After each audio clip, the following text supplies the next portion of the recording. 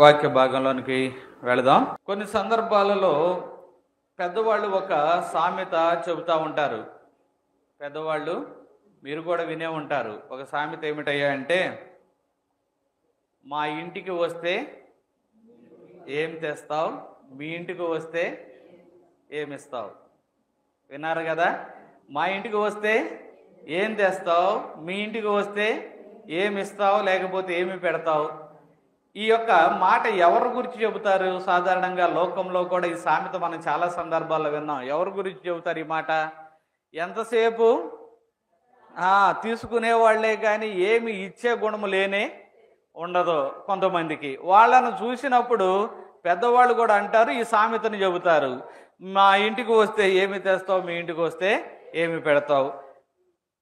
అయితే ఈ విషయాన్ని, ఈ సందర్భాన్ని, లేకపోతే ఈ సామెతను మీకు ఎందుకు జ్ఞాపకం చేస్తున్నానంటే, క్రైస్తవ లోకంలో కూడా చాలామంది దేవుణ్ణి ఎప్పుడు కూడా ప్రభువా నీవు మాకు ఏమిస్తావు, నీ దగ్గరకు వస్తే ఏం పెడతావు, నువ్వు మా దగ్గరకు వస్తే ఏమి తెస్తావు అంటే, క్రైస్తవులు లేకపోతే దేవుని నమ్మిన వారు కొంతమంది దేవుని దృష్టిలో లేకపోతే దేవునితో ఎలా ప్రవర్తిస్తున్నారయ్యా అంటే, ఎంతసేపు ఇవ్వు ప్రభువా, ఇవ్వు ప్రభువా, వాగ్దానాలు ఇవ్వు ప్రభువా, ఆశీర్వాదాలు ఇవ్వు ప్రభువా, మాకు ఇవ్వు ప్రభువా అని చెప్పేవాళ్లే ఉన్నారు. కానీ ప్రభువా నీ కొరకు నేను నా జీవితాన్ని ఎలా వాడతాను ప్రభువా, నీ కొరకు నేను ఎలా జీవిస్తాను ప్రభువా, నీకు నేను ఈ మాట ఇస్తున్నాను ప్రభువా, నేను నీ కొరకు ఈ వాగ్దానం చేస్తున్నాను ప్రభువా, నేను నీ కొరకు ఎలా జీవిస్తాను ప్రభువా అనేవాళ్ళు క్రైస్తవ లోకంలో తరిగిపోతూ ఉన్నారు. అంతా కూడా ఆశీర్వాదం కావాలనుకునే వాళ్లే కానీ దేవుని యొక్క వాగ్దానం చేసి దేవుని యొక్క ఆజ్ఞలకు లోబడి ఆయనకు అనుగుణంగా నడిచేవారు ఈ లోకంలో చాలా తక్కువైపోతా ఉన్నారు. ఈ రోజున ఉన్న క్రైస్తవులకు ఉన్న ఒక పద్ధతి ఏమిటయ్యా అంటే, 31వ రాత్రికి ఏం తీసుకుంటాం మనం అందరం కూడా? వాగ్దానాలను తీసుకుంటాం. అంటే దేవుడు నాకు ఏం ఆశీర్వాదాన్ని ఇస్తాడా, దేవుడు నాకు ఏం వాగ్దానం చేస్తాడా అని ఆశతో ఆతురతతో మనం అందరం కూడా ఏం తీసుకుంటాము? వాగ్దానాలు తీసుకుంటాము. వాగ్దానాలు తీసుకునే ముందు చాలామంది ఇది ఒక ఆచారం అయిపోయింది. వాగ్దానములను తీసుకోవడం అనేది నేను తప్పుపట్టడం లేదు, కానీ తీసుకునేటప్పుడు ఆ వాగ్దానాన్ని ఇచ్చే దేవుడు ఎలాంటి వాడా అని నీవు గుర్తెరిగి దాని ప్రకారం ఎలా జీవించాలా, ఆయన నాకు వాగ్దానం ఇస్తున్నప్పుడు నేను ఆయనకు ఏ వాగ్దానం చేయాలా అనే ఒక సదుద్దేశం కలిగి తీసుకుంటే పర్వాలేదు. కానీ ఈ రోజున వాగ్దానాలు తీసుకునే వాళ్ళు ఎలా తీసుకుంటున్నారంటే, నిజముగా వెళ్ళి ఏదో ఒక చీటీని తీసినట్లుగా, ఏదో ఒక కార్డు తీసుకున్నట్లుగా, ఏదో ఒకటి తీస్తే ఏదో ఒకటి రాకుండా మానుతుందా? వస్తుంది కదా. అయితే ఇది ఎలా అయిపోయిందంటే ఒక ఆచారంలాగా మారిపోయింది. చాలామందికి ఎలా మారిపోయింది? ఒక ఆచారంలాగా మారిపోయింది. ఇలా అంటున్నానని ఎవరు నొచ్చుకోవద్దు. కానీ ఒకరు శిలక జోస్యం చెప్పే వారి దగ్గరికి వెళ్ళి ఏం చేస్తారు? ఒక కార్డు తీస్తారు. కార్డు తీసిన తర్వాత దానిలో ఉన్నది చదివి నీకు అలా జరుగుతుంది, ఎలా జరుగుతుంది, ఇదవుతుంది, అదవుతుంది అని చెబుతారు. మనము వాగ్దానములు తీసుకోవడం అనేది అలా మార్చకూడదు సుమా. నా ఉద్దేశం ఏమిటయ్యా అంటే, వాగ్దానములు తీసుకోవడం అనేది ఒక చిలక జోష్యం చెప్పించినట్లుగానో, ఏదో పాచికలు వేసినట్లుగానో, యాదృచ్ఛికంగానో అది ఉండకూడదు. నిజముగా నీవు దేవుని యొక్క వాగ్దానమును తీసుకోవాలి అంటే, వాగ్దానము పొందుకోవాలి అంటే నీవు కూడా దేవునికి కొన్ని వాగ్దానాలు చేయాలి. హల్లెలూయా. అంతే కదా. మొదట నేను చెప్పింది ఏమిటండి? ఎప్పుడు ఇవ్వే కాదు కావాల్సింది, దేవునికి నీవు ఏమి చేస్తావో కూడా చెప్పాలి. నీవు ఆయనతో వాగ్దానం చేసినట్లయితే ఆయన నీతో వాగ్దానము చేస్తాడు. హల్లెలూయా. బైబిల్ గ్రంథంలో ఈ రోజున కొంతమంది భక్తులను చూద్దాం. మనకున్న సమయాన్ని బట్టి ఒక 2 లేక 3 భక్తులను చూద్దాం. వారు దేవునికి ఏ విధంగా వాగ్దానం చేశారో, వాగ్దానం చేసిన ప్రకారముగా వారు ఎలా జీవించారో, వాగ్దానం చేసినప్పుడు దేవుడు వారికి ఏ వాగ్దానాన్ని ఇచ్చాడో, దేవుడు వారికి ఇచ్చిన వాగ్దానాన్ని దేవుడు ఎలా ఆయన నెరవేర్చాడో, దేవుడు నెరవేర్చిన తర్వాత దేవునికి వీరిచ్చిన వాగ్దానాన్ని వీళ్ళు ఎలా నెరవేర్చారో చూద్దాము రండి. ఒకసారి 1 సమూయేలు గ్రంథము 1వ అధ్యాయము 11వ వచనం. ఒకవేళ 10వ వచనం కూడా చదవండి. బహు దుఃఖాక్రాంతురాలై వచ్చి యెహోవా సన్నిధిని ప్రార్థన చేయుచు బహుగా ఏడ్చుచు సైన్యములకు అధిపతి యెహోవా నీ సేవకురాలనైన నాకు కలిగి ఉన్న శ్రమను చూచి నీ సేవకురాలనైన నన్ను మరొక జ్ఞాపకము చేసుకొని నీ సేవకురాలనైన నాకు మగపిల్లను దయచేసిన ఎడల వాని తల మీదకి క్షౌరపు కత్తి ఎన్నటికి రానియక వాడు బ్రతుకు దినములన్నిటను నేను వానిని యెహోవాకు నీకు అప్పగింతునని మొక్కుబడి చేసుకొనెను. ఆమె యెహోవా సన్నిధిని ప్రార్థన చేయుచుండగా ఏలీ ఆమె నోరు కనిపెట్టుచుండెను. ఏలయనగా అన్నా తన మనసులోనే చెప్పుకొనుచుండెను.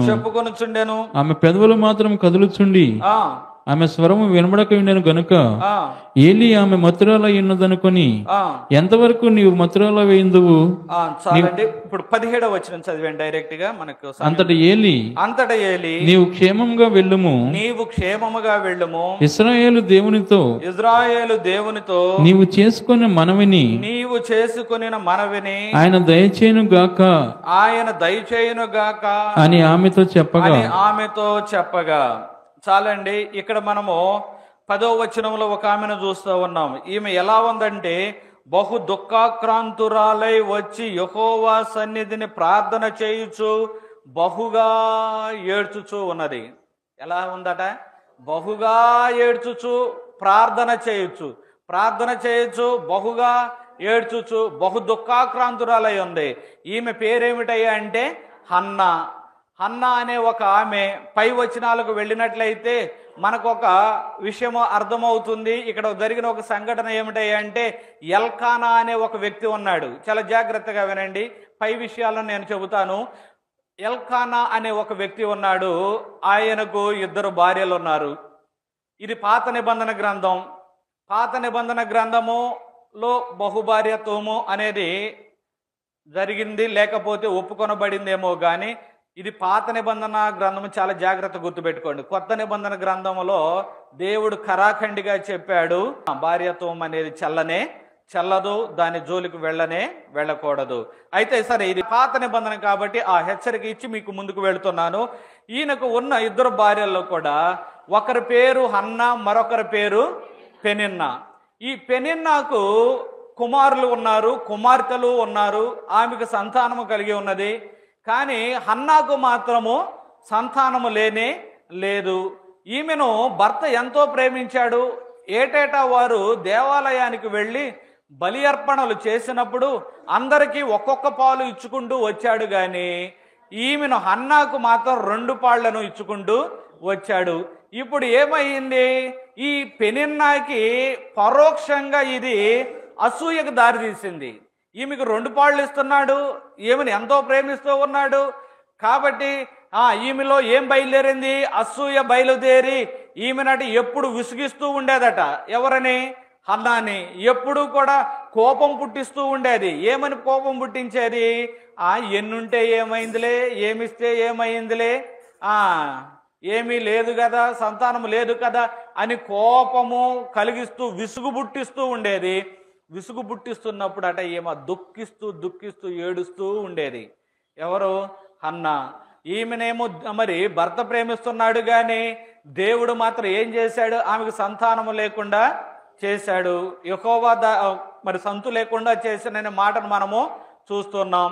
అయితే పెనిన్నానేమో రోజు విసిగిస్తా ఉంది, ఈమెమో రోజు ఏడుస్తా ఉన్నది. ఈ దుఃఖమును అంతటినీ కూడా భరిస్తా ఉన్నది. తన దుఃఖాన్ని అంతటినీ కూడా దేవుని దగ్గర తెలుపుకుంటా ఉన్నది. ఒకనొక సందర్భంలో ఏటేటా వీళ్ళు వచ్చినట్లుగా దేవాలయానికి వచ్చారు. వచ్చిన తర్వాత ఈమె దుఃఖించుచూ ఉండడాన్ని బట్టి చూచి భర్త అన్నాడు, అమ్మ 10 మంది కుమారుల కంటే నేను శ్రేష్టమైన వాడను కానా, ఎందుకు దుఃఖిస్తున్నావు అని చెప్పి ఓదార్చే ప్రయత్నం చేశాడు, కానీ ఈమె మాత్రం ఓదార్పు పొందుకోవడంలా ఇక ఆ దినమున ఒక తీర్మానం తీసుకుంది. దేవుని సన్నిధానానికి వెళ్ళి నేను మొరపెట్టాలి, దేవుని సన్నిధానమునకు వచ్చాను కాబట్టి ఇది నాకు అనువైన సమయం, ఈ సమయము మించిపోతే మరలా సమయము వస్తుందో రాదో అని చెప్పి ఆమె ఆ యొక్క ఏలీ కూర్చున్న ఆసనం మీద కూర్చున్న దేవుని మందిరం యొక్క స్తంభము దగ్గరికి వెళ్ళి ఏలీ ఆసనం మీద కూర్చుండి ఉండగా ఈమె బహు దుఃఖాక్రాంతురాలై ఏమిటట, ప్రార్థన చేయుచు బహుగా ఏడ్చుచు ప్రార్థన చేయుచున్నది. ఎలా చేస్తుందట ప్రార్థన? బహుగా ఏడ్చుచున్నది. ఎలా ఉందో చూడండి ఆ మాట, ఎలా ఏడుస్తుందట, బహుగా ఏడుస్తుంది. ఈ రోజున చాలా మంది సమస్యలను బట్టి రాజీ పడిపోతున్నాం, సమస్యలను బట్టి ఆ రాజీ పడిపోయి కొనసాగిపోతున్నాం, కానీ దేవుని సన్నిధానములో మొరపెట్టడం లేదు, లేకపోతే ఏడ్చి ప్రార్థన చేయడం లేదు. కానీ ఈమెను హన్నాను చూస్తే ఎలా ప్రార్థన చేస్తుంది అంటే కన్నీరు కార్చి ప్రార్థన చేస్తుంది. అనగా దేవునితో పోరాడుతూ ఉంది, దేవుని అడుగుతా ఉన్నది. దేవుని అడుగుతూ ప్రభువా నీకు నేను ఒక వాగ్దానము చేస్తూ ఉన్నా. చాలా జాగ్రత్తగా వినండి. ఎప్పుడు కూడా దేవుని దగ్గర నుంచి వాగ్దానములు పొందుకునే ఆలోచన ఆ తత్వము ఉన్నవారు జ్ఞాపకం చేసుకోనండి, లేకపోతే ఒకసారి గుర్తు చేసుకోనండి. ఎప్పుడు దేవుణ్ణి మనం అడగడమే కాదు, దేవునితో నీవు ఎలా జీవిస్తావో, దేవునికి నీవు ఏమి వాగ్దానం చేస్తావో అది కూడా చాలా ప్రాముఖ్యమైనది. హన్నా చేస్తూ ఉన్నది ఏమిటయ్యా అంటే, అయ్యా నీవు గాన నాకు ఒక మగబిడ్డను ఇస్తే వాణ్ణి నీకే ప్రతిష్ఠిస్తా, తల మీద క్షౌరపు కత్తి రాకుండా జీవితకాలం అంతా వాడిని నాజీరు చేసినట్లుగా జీవితకాలం అంతా కూడా వాడిని నీ కొరకు ప్రతిష్ఠిస్తా. మనం చేస్తున్నామా వాగ్దానాలు? చేస్తున్నామా వాగ్దానములు? తీసుకుంటున్నాము, కానీ వాగ్దానములు చేయడంలా. వాగ్దానములు చేసినట్లయితే మనము దేవుని సన్నిధానాన్ని నిర్లక్ష్యంగా ఉండం, దేవుని సన్నిధానమును అలక్ష్యముగా ఉండం, దేవుని సన్నిధానాన్ని అస్సలు ఆబ్సెంటే పెట్టం. ఏదైనా మహాభయంకరమైన అనారోగ్య సమస్యలు వస్తే దాన్ని తప్పదు, కానీ ఆ యొక్క విషయాన్ని బట్టి నేను ఏమి అనడం లేదు. కానీ సాధారణంగా చాలా సందర్భాల్లో మనము దేవునికి వాగ్దానం ఇవ్వలేము. ఏమని? ప్రభువా నీ సన్నిధానంలో నేను నిత్యము కనబడతాను నాయన, నీ సన్నిధానములో నేను ప్రార్థించేవాడిగా ఉంటాను నాయన, నీ సన్నిధానములో లేకపోతే ప్రతిదినమును వాక్యము ధ్యానించేవాడిగా ఉంటాను నాయన, లేకపోతే ఫలాని చెడు అలవాటును నేను మానేస్తాను నాయన, లేకపోతే నీ యొక్క సన్నిధానమునకు పరిచర్యలో నేను ఉంటాను నాయన. ఇలాంటి వాగ్దానములు ఏమీ చేయము, కానీ దేవుడు దగ్గర నుంచి మాత్రమే వాగ్దానాలను ఆశిస్తూ ఉంటాం. ఆశించినప్పుడు దేవునితో ఆ స్థితి సరిగా లేనప్పుడు, దేవుని దగ్గర నుండి ఆ వాగ్దానము నీకు నెరవేరనప్పుడు ఏమైపోతున్నాయి అంటే ఆశలు కాస్త నిరాశలుగా మిగిలిపోతున్నాయి.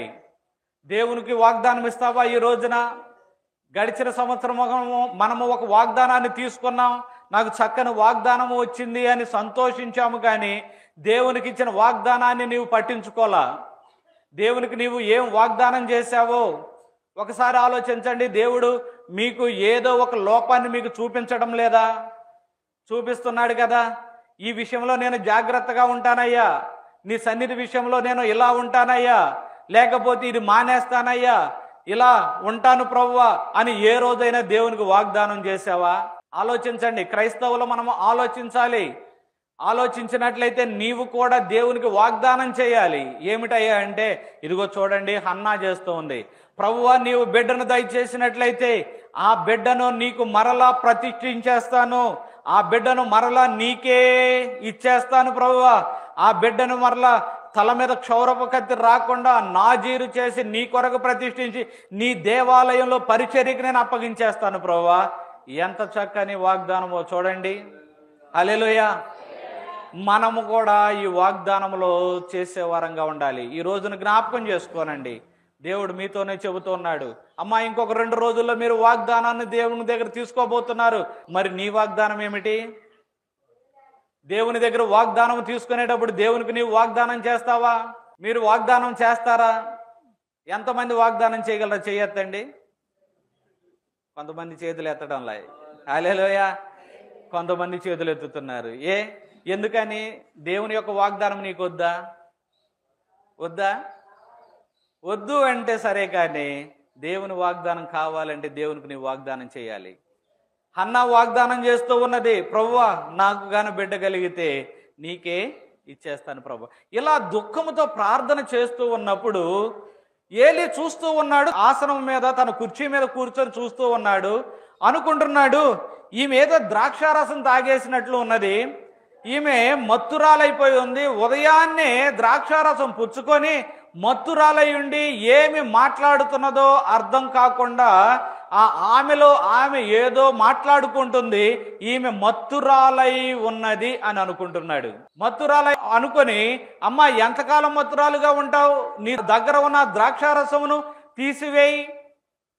ఎంతకాలం మత్తురాలుగా ఉంటావు? ద్రాక్షారసమును తీసివేయి అంటే, నా ఏలినవాడా, నేను ఏ ద్రాక్షారసము కానీ ఏమీ కానీ సేవించలా, మనోదుఖము కలిగిన దాననై నేను నా దేవునితో ఒక నిబంధన చేసుకుంటా ఉన్నా, నా దేవునితో ఒక ఒడంబడిక చేస్తా ఉన్నా.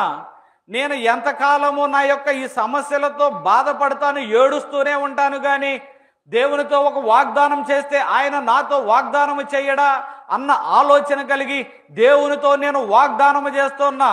ఏమిటంటే, నాకు సంతానము లేదయ్యా, ఒకవేళ నాకు గన మగ సంతానాన్ని ఇస్తే మరలా వాడిని నేను పరిచర్యకు దేవునికే అతనిని నేను ఇచ్చేస్తాను, అప్పగించేస్తా అని నేను ప్రార్థన చేస్తూ ఉన్నానయ్యా అంటే, దైవజనుడు చెబుతున్నాడు, అమ్మా ఆ దేవుడు నీ మనవిని దయచేయునుగాక.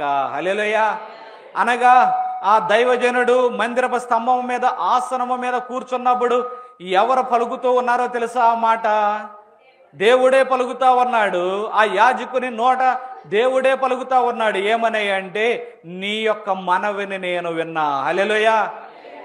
నీవు నాకు వాగ్దానం చేశావు, నేను నీకు వాగ్దానం చేస్తూ ఉన్నా, నీవు కోరుకున్నట్లే నీ మనవి ఆలకించబడుతుంది, నీకు నేను మగ బిడ్డను మగ సంతానమును దయచేయబోతున్నా. హల్లెలూయా.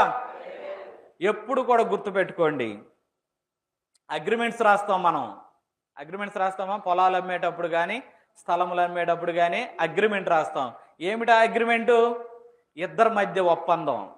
ఇద్దరి మధ్య ఒక్కరికి ఒక్కరు వాళ్ళే ఒడంబడిక చేసుకోవడం అనేది సాధ్యం కాదు, కానీ ఆ ఒడంబడిక అనేది ఇద్దరి మధ్య ఉంటుంది. ఏమని? నేను నా స్థలాన్ని అమ్ముతున్నాను, నువ్వు మొదట ఎంత ఇవ్వాలి, తర్వాత ఇచ్చిన తర్వాత ఇన్ని రోజులకు రిజిస్ట్రేషను, ఆ అన్ని రోజుల తర్వాత మిగిలిన డబ్బులు ఇవ్వాలి. ఇది ఒక అగ్రిమెంట్. తెలుగులో ఏమంటామంటే ఒడంబడిక, లేకపోతే నిబంధన. ఈ యొక్క ఒడంబడిక అనేది ఇద్దరు మనుషుల మధ్య ఉంటుంది. ఇక్కడ మనము ధ్యానించే ఒడంబడిక ఎవరి మధ్య? మనిషికిని అనగా మనిషి అయిన హన్నాకును దేవునికి మధ్య ఒడంబడిక. ఇద్దరు ఒక నిబంధన ఒడంబడిక చేసుకున్నారు. ఏమిటో తెలుసా? ప్రభువా నీవిస్తే నేను తిరిగి నీకు ఇస్తా.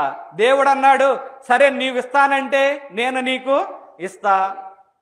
దేవుడు మనకి ఇవ్వాలంటే మనకు కూడా ఏముండాలంటే దేవునికి ఇచ్చే అలవాటు, తత్వము ఉండాలి. అన్నా చెబుతుంది, ప్రభువా నీవిస్తే నీకు ఇస్తా. దేవుడు చెబుతున్నాడు, నీవిస్తానంటే నేను నీకు ఇస్తా. హల్లెలూయా. ఎంత చక్కని వాగ్దానము ఒడంబడికలో చూడండి. నేర్చుకోవాలండి మనం ఈ రోజున. ఎందుకంటే ఈ విషయాన్ని నేను ప్రస్తావిస్తుంది, మరికొద్ది రోజుల్లో వాగ్దానాన్ని మీరందరూ పొందుకోబోతున్నారు, ప్రార్థన చేయబోతున్నారు. దేవుడు మంచి వాగ్దానాన్ని మీకు అనుగ్రహించునుగాక. ఆమేన్. అదే క్రమంలో దేవుడు నీకు ఏ విషయాల్లో గుర్తు చేస్తూ ఉన్నాడు? అబ్బాయి నీవు సరిగా దేవుని సన్నిధానానికి వెళ్ళడం లేదు కదా, ఆబ్సెంట్ పెట్టేస్తున్నావు కదా, లేకపోతే నీవు తినకూడదని తింటున్నావు కదా, త్రాగకూడదని త్రాగుతూ ఉన్నావు కదా, ఏమిటి ఆ విషయంలో మరి మానేస్తావా అంటే, దేవునికి నీవు కూడా ఒక వాగ్దానాన్ని ఇచ్చేయి. 2024లో ఎలా అనేక విషయాల్లో తప్పిపోయావో అలా కాకోకుండా 2025వ సంవత్సరంలో దేవునితో నీ ఒడంబడిక, నీతో దేవుని ఒడంబడిక. హల్లెలూయా. ఇలా కొనసాగినట్లయితే నీవు ఖచ్చితంగా ఆశీర్వదింపబడతావు. హన్నా ఆశీర్వదింపబడింది. నిజముగానే కొద్ది దినాలకు చక్కని ఒక మగబిడ్డను కన్నది. కన్న తర్వాత ఎల్కానా వచ్చి అంటున్నాడు, అమ్మా వెళ్దాం పదా దేవాలయానికి. మనం ప్రతి ఏటా కూడా దేవుని సన్నిధానానికి, ప్రతి ఏటా కూడా దేవుని ఆలయానికి వెళ్ళే అలవాటు ఉన్నది కదా.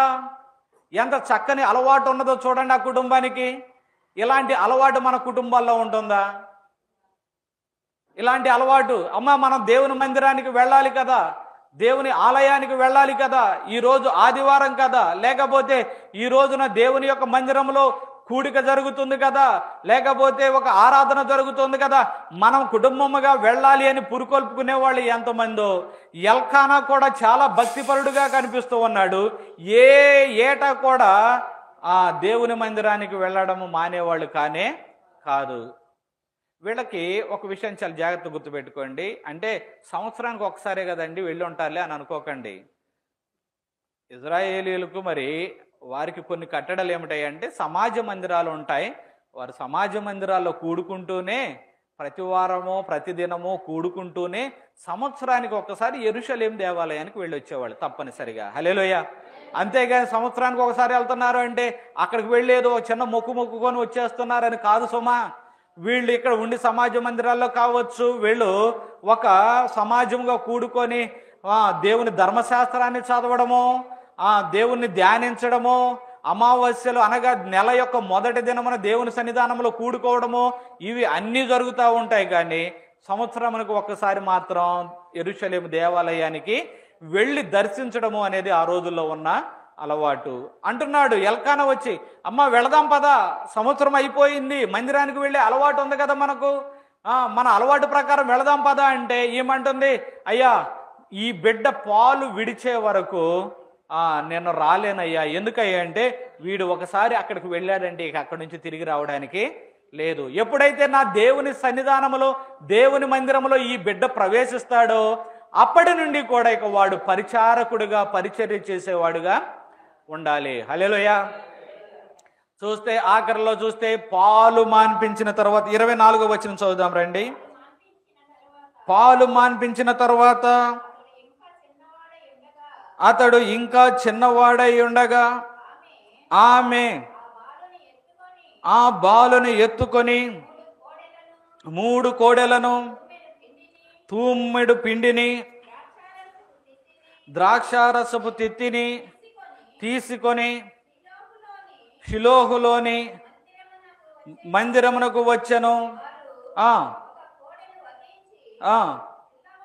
పిల్లవానిని ఏలి యొద్దకు తీసుకొని వచ్చినప్పుడు ఆమె అతనితో ఇట్లా, నేను నా ఏలినవాణి ప్రాణము తోడు నీ యొద్ద నిలిచి యెహోవాను ప్రార్థన చేసిన స్త్రీని నేనే, ఈ బిడ్డను దయచేయమని యెహోవాతో నేను చేసిన మనవిని ఆయన నాకు అనుగ్రహించెను. కాబట్టి నేను ఆ బిడ్డను యెహోవాకు ప్రతిష్ఠించుచున్నాను. తాను బ్రతుకు దినములన్నిటను వాడు యెహోవాకు ప్రతిష్ఠితుడని చెప్పెను. అప్పుడు వాడు యెహోవాకు అక్కడనే మ్రొక్కెను. హల్లెలూయా. వాగ్దానం పొందుకుంది, దేవునికి వాగ్దానం చేసింది, దేవుడు వాగ్దానం చేశాడు, దేవుడు తన వాగ్దానం ప్రకారము బిడ్డను అనుగ్రహించాడు. ఇప్పుడు ఈమె వాగ్దానాన్ని మర్చిపోయిందా? మర్చిపోలా. చాలామంది చేసే వాగ్దానాలను మర్చిపోతాం. ఒక వ్యక్తి అంటున్నాడు, జనవరి 1 రోజునట తనకు అలవాటు ఉన్నదట, సిగరెట్ తాగే అలవాటు. నేను మానేస్తాను ప్రభువా అని ఒప్పుకుంటాడట. 4 వారాలు తిరిగేలోపు మరలా మా ఊళ్ళే. అంటే చేసిన వాగ్దానాన్ని ఎవరు వీళ్ళు? మర్చిపోయేవాళ్ళు. చేసిన వాగ్దానాన్ని అటకెక్కించేసేవాళ్ళు. అయితే హన్నా మాత్రము చేసిన వాగ్దానాన్ని మర్చిపోలేదు సుమా. హల్లెలూయా.